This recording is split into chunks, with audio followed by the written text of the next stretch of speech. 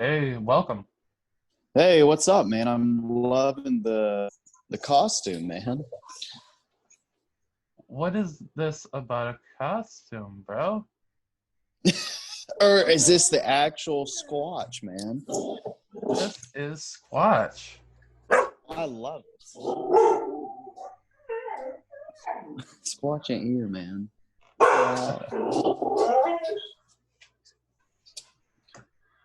Looks like we got some more joining in with us.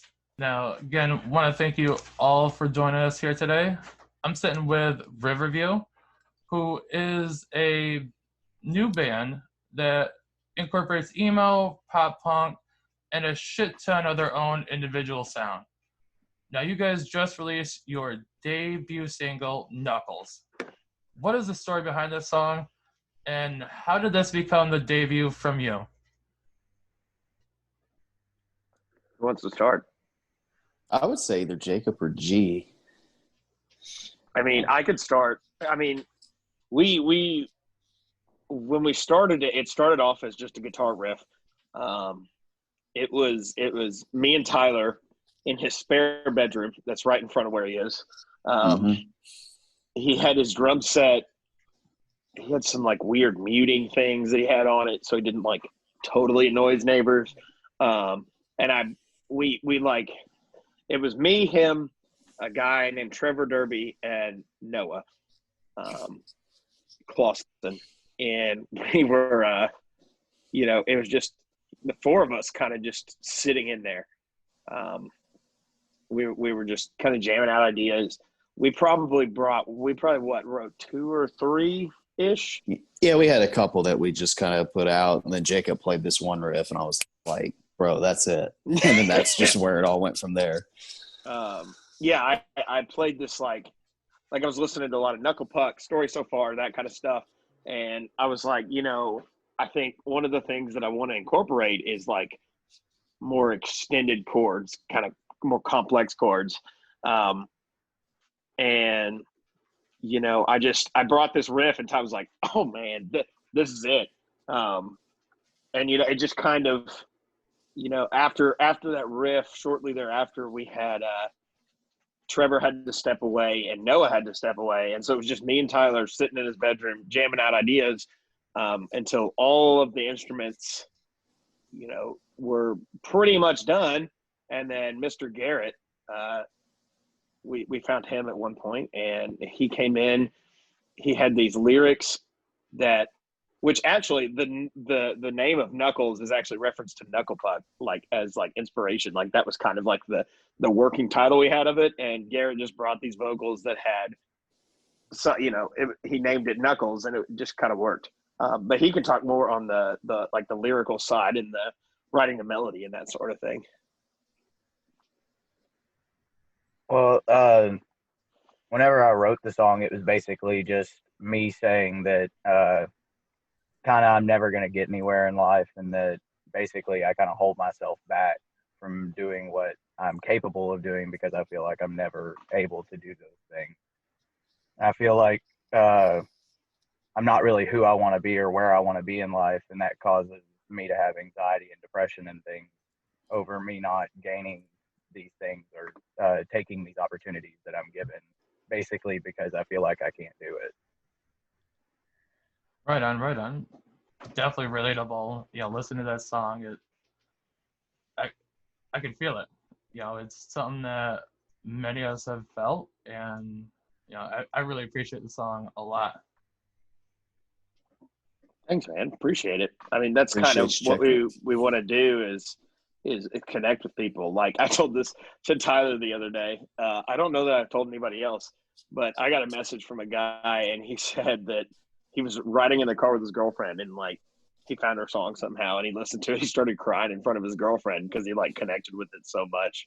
But like I think that's kind of what we're out to do, is make connections like that, because I know that Ty and Garrett know this song, but Invincible by Go for Gold, that was they're a local band here that's starting to make some real headway, and they had this, it's like an acoustic-ish song called Invincible, And I remember having a moment there where I was just like, damn, this hits hard.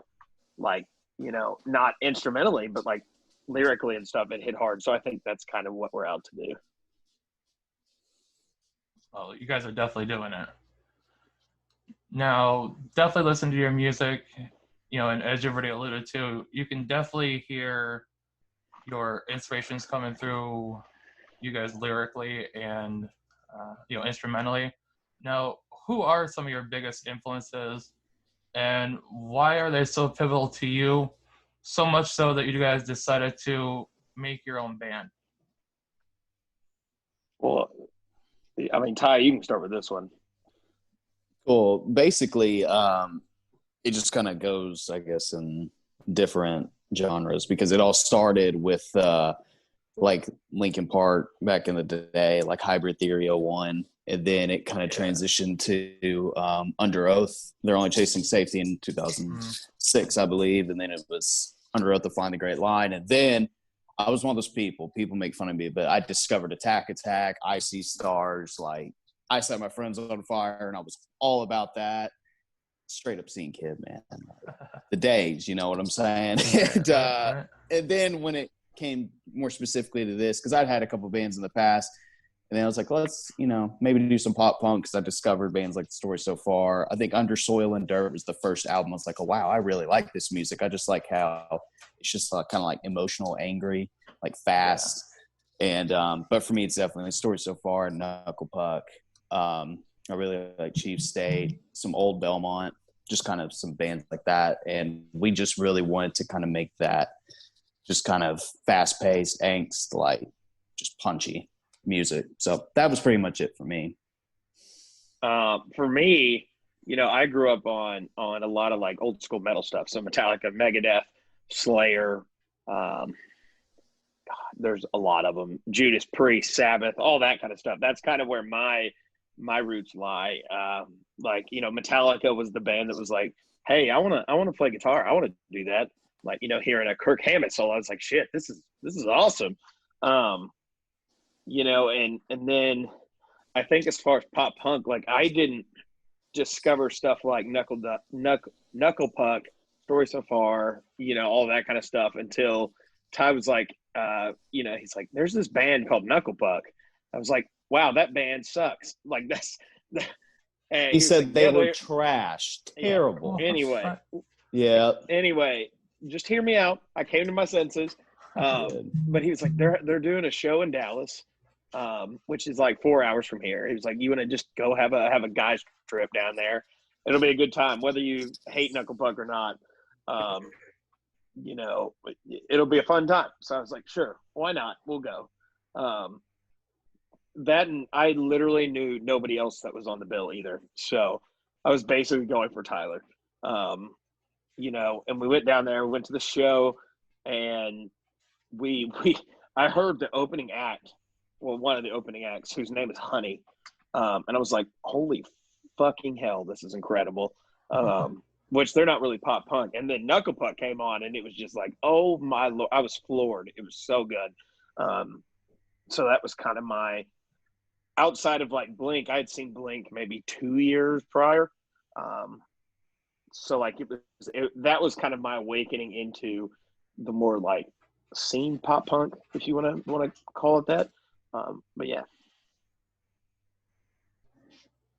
Right on. You guys, I was always really into like melodic hardcore and like, you know, metalcore and like heavier shit. And then I'd say in the last couple of years, I really started getting more into like, you know, pop punk. And I think as I started getting older, I kind of chilled out a little more and started getting into like Knuckle Puck, Real Friends, just a lot of bands that were around the Chicago area which is where I grew up. You know, and then Story So Far was always a staple. You know, State Champs back in the day. Trying to think of some other pop punk bands. Trash Boat. I recently got into Trash Boat in like the last year. They're from England, and they kind of had like a gritty mix between like punk rock hardcore and like pop punk, and I kind of like that mix. I always was like a big fan of like Stick to Your Guns and like Counterparts and bands like that. So I think it just kind of meshed the two together. And I actually met these guys when I moved to Little Rock about a year ago on Instagram. So I'm kind of the outsider to the group. I'm the most recent guy to join up with the guys, and they just so happen to have a lot of material and good stuff written already. So coming into it, it's been a lot of fun, and also I really like the stuff that Jacob and Tyler and Garrett and everyone's already written. I think we all kind of have similar music tastes, but also somewhat different too. So it's like kind of cool to see all that kind of come together in the writing, because I can tell they have the pop punk influences, but then everyone has their own little influences that they bring to the group. So well, for me, I wasn't raised on rock or anything. I was actually raised on gospel and bluegrass growing up for my entire childhood. So I didn't really get into rock until I started working at a restaurant in Searcy called the Rock House. And like, it was basically just all centered around rock. And I really got into rock at that point, and it developed into metal and pop punk and just everything from there, basically. So I didn't really get into rock at all until I was 19, and didn't start really writing lyrics until I was almost 20. Well, you guys are definitely an eclectic group here, and definitely want to look into what are also some of your guys' musical tastes and hobbies that have been keeping you busy during this quarantine, because you guys just started this, and obviously when you guys met a year ago, this stuff wasn't going on. How did you guys adapt to that and decide to release the music now? I guess kind of the thing was, in a way, as much as the lockdown and everything sucked, it was kind of a blessing, I guess, in just the aspect that, we could just really focus on what we were doing and kind of come up with a game plan. And there was really no rush. If, this whole thing wouldn't have happened, which I wish it didn't, but, I feel like it would have been real rushed. It would have been like, we got to get this out now, got to do this now, then we got to book, we got to do all this. But this just kind of helped to make it to where there was no pressure. We were able just to take our time, make everything sound exactly how we wanted, come up with a game plan and execute it. But when it comes to just staying entertained during all this, Jacob and I do a lot of fishing together. I know super Arkansas, but we do that, and we enjoy it. So in a way, this whole lockdown thing just really helped us to be able to take our time, make sure it's perfect, and just not to rush anything. Because otherwise, we may have not really put out something we were extremely proud of, or, just not would have been super happy with it. That's all I got. Definitely understand that. I feel like when bands I've always been a part of or whatever, when it's been normal, it's like it always seems like we're trying to book shows and play gigs, and then you kind of just you're like, oh, we'll get around to recording, but you never really do, or you put out some kind of, you rush something and put out like a crappy single on YouTube, and then the band breaks up and you go somewhere else and do something else. It's always been kind of like the local scene issue, I feel like. Or it's like the differing side of it is like you're in a band and you never leave the basement because you're trying to record everything, and then you never go out and play shows. I've kind of been on both sides of that. So I think it's kind of been a blessing in disguise, because like Tyler said, we've not been rushed. We can just take our time and record a couple songs and get them out and work on like an EP that we won't be rushed for because we're trying to play shows or we're trying to book weekend tours or something like that. So I think it'll be good in the long run for the band that this has kind of happened, and we can kind of take our time and get some really good some really good music recorded and out there, and then we'll worry about, you know, playing shows and stuff like that when we can, because right now no one can. So we can build up our online presence and work on our music. So I mean, I don't have anything to add. Right on. Do you guys catch fish when you go fishing? Oh, of course. Only sometimes. Jacob did pretty bad last trip, but you know, I did all right. Well, we kind of like flip, but I like I took him under my wing and I show him the ways. You haven't done a good job teaching so far, Tyler. You haven't executed, man. But oh, yeah, it's a lot of fun. It's a good time. We got to take Garrett and Jeff and Brady at some point. Oh man, a band trip to Mammoth. Oh boy, population 900. I'm a city boy, so I don't get out in the wilderness too often. Oh, we'll make you a grizzly man. Don't worry. All you got to do is grow your beard out and shit into a cup. You're good to go, dude. True that, man. Once you've done that, you're set. I mean, I don't shit in a cup. I just dig my paw into the ground and dump it and just throw it back on top. Like, you ever seen those golfers do it when they go to chip and they get all that grass up and then the guy goes and puts it back on top? Just like that. Damn it. So is that like, what's like a day in the life of Squatch, man? I'm just so curious. It's pretty simple. You just wake up, you go watch people. Like, I would say I'd probably do that a good 8 hours a day. You could almost call it a day job. Yeah. I just watch people constantly. Like, nobody in particular, but there's a couple of spots that there's a lot of overlooks around here. Mm-hmm. And there's a airport nearby, so sometimes I'll just lay there in the grass and just watch the planes go by, and sometimes you'll even see people drive by and you'll wave to them, but they never wave back. I like your beef jerky commercials. Yes, those are good. That's not me. Oh, it's not? No. There's more than one. All right. Like, obviously, like, we can't be in just one spot. We're everywhere. There's more than one of us. Fair enough. It's like I feel like if any, it's like 4 of him.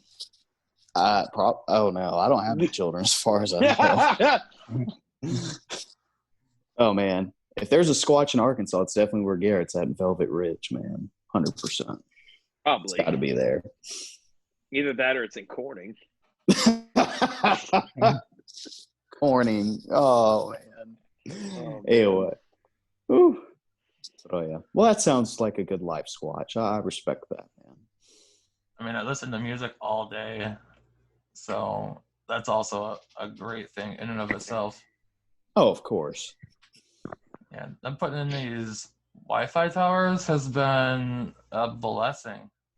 Oh, I'm sure, man. Get that service everywhere. Exactly. Now, what should we expect from you guys here in Riverview for the rest of this year and leading into 2021? For the rest? Oh, whoever wants to go. Oh, man. Well, I'm not going to name any names, but we may or may not have a couple of big name vocalists coming on for guest features in the future. Excellent. We have 2 of them. Yeah, I think we've kind of agreed-ish on mid to end of December for a new single. I mean, I think that's what we've agreed on ish. And then I would say a full EP, I think we're looking at probably February or March. But yeah, like, you know, touring's not going to happen for a while till probably at least May, I would think. As soon as that. Go ahead. Oh, my bad. No, I was just saying, yeah, I agree with Jacob. That's pretty much what we plan to do. But oh yeah, man, the day shows start back or tours, like, I'm ready for these dudes to get on it or be ready, I guess, because I love to book. That's what I've always done in the past, and I'm ready to put on some weekend tours, get out of state, and just play. After that music comes out, that's all there is to it at that point, to get your name out. And it's just, I feel like it's great for any band, to go out of state, just to kind of get your name out there, get your, let people kind of experience your music scene. And also, I mean, at the end of the day, I mean, when you go out of state, even if you're not a big band by any means, people just, I guess, just look at you differently or think of you as like, oh, that's really cool, when you're just like, yeah, I'm from this state and not from here. So it just helps out with your rep. And well, you say that, but we're from Arkansas. You got to remember, Tyler. Some people were impressed, man. Even just going in when we played in St. Louis, they're like, oh, wow, you're all the way from Arkansas. I mean, they don't connect in their mind. It's only 6 hours away. But to them, they've never been there. They're just like, oh, that's awesome. Like, and they just think you're, I don't know, people just think of you differently, but it's a good kind of thinking. So that's kind of the plan. But, like Jacob said, hopefully a single December, and then EP by February, March. And then as soon as shows open back up, like, obviously I'll work it with the boys here and their schedules, but I'm going to take off running with it for sure. Yeah. That's the plan. I mean, I think touring nonstop, quote unquote, is like just, if you like all the big name acts, when they tour, it's like, every day of every week, pretty much all the time. So basically touring as much as we possibly can, like, it can't hurt. Exactly. And it's and such by then, like, we've hit almost 1,000, we're at what, 700 likes on Facebook or something like that. So, by then we could have 1,000, 1,500 people. And I know personally, I've talked to several bands from, like, I know there's one in Des Moines that they really want to play a show with us. Des Moines, Iowa. And then I know there's another one that's in, like, I think it's like New Orleans area. They said some city that I think is like a suburb of New Orleans. And they want to play a show with us. So, like, we're already making those connections. And then here, you've got Cardinal Rule and Go for Gold that are local bands here that, we could book a bill with, and it would be a hell of a show. It'd be so much fun. So, I mean, I think right now we're networking and finding people that we can, once May, June, July, August, whenever we can go back out there, that we can hit the ground running and play with as many people as we can in as many places as we can. Yeah, I think the social media helps a lot, because we can online, network our presence and push our music and get it out there and show people what we have. But, I think, from my standpoint, like, I get kind of like tired of the recording and the stuff, behind the scenes. Like, I just want to go up and play on stage and meet other bands and have fun. So, like, I'm looking forward to that. But it's all important. It's all important. But I think definitely myself is looking forward to when we can play shows and just start jumping around and meeting people and playing music. So, talking about recording, when we were in the studio, me and Tyler, because he was recording his drum parts, we'd just be sitting there and he'd be playing. Like, I was in the control room, which was like you couldn't even see into the tracking room where the set was, and all of a sudden we'd hear from the other room, and it literally, he tracked the drums for the song we released for what, like 5 hours straight almost. It was just like one little part here or there. It's just so frustrating when you're in a studio and you're pressured. And, I don't know if Squatch has ever hit the studio out in the forest with his homies, but I mean, like, it's pretty tough. I mean, it's different. You can play it all day long on a kit, and then you get there and it's just like, man, you mess up here and there, but it all worked out and everything. The thing is, the way I look at it, like, whether you hate being in the studio like Tyler, or I hate it, you like the process, which I kind of do. Like, I think, like, if you don't make it perfect in the studio, then you can't have that opportunity to play live, at least on a big scale. Right. Because the track has to be there for you for people to listen to, so they can be like, oh hell, I want to go see this band. So yeah, I think there's a good trade-off there. Yeah, it's worth it. It's worth the long tracking process and replaying your part 50, 60 times before you get it perfect. And mixing. Oh, boy. Yeah. But once it comes together, it's like a good feeling. You know what I mean? Like, I think, like, I feel proud of the song, and I wasn't even a part of the writing process. I just think it's a great song. And, like, so I can imagine, like, what Jacob and Tyler and everyone else that was a part of writing the song. Well, you wrote the bass part for it, essentially, because there wasn't much of a bass part. Right, but, you know, in general, I mean, the main bunch of it. But since I'm late to joining, like, the first time I heard the song back from mixing and mastering with Garrett's vocals and stuff on it was, like, the first time I ever heard it other than, like, Garrett on a Snapchat, like, singing along with it. So, like, that was pretty badass, to be honest, like, because that was, like, the first time I heard the full vocals on the song, and it was amazing. So Garrett's the real deal, man. Seriously. Yeah, definitely. Yeah, keep kicking ass. I think we're gonna catch people. I think we're gonna catch people off guard, and it's gonna be exciting. I think people are gonna be surprised, and you know, hopefully we'll be playing shows soon, so we can show people that. True that. Yeah, I look forward to that because, just from the first song you guys released, fucking love it. It's brought back a lot of vibes. Just me, myself, when, I was a teenage Squatch,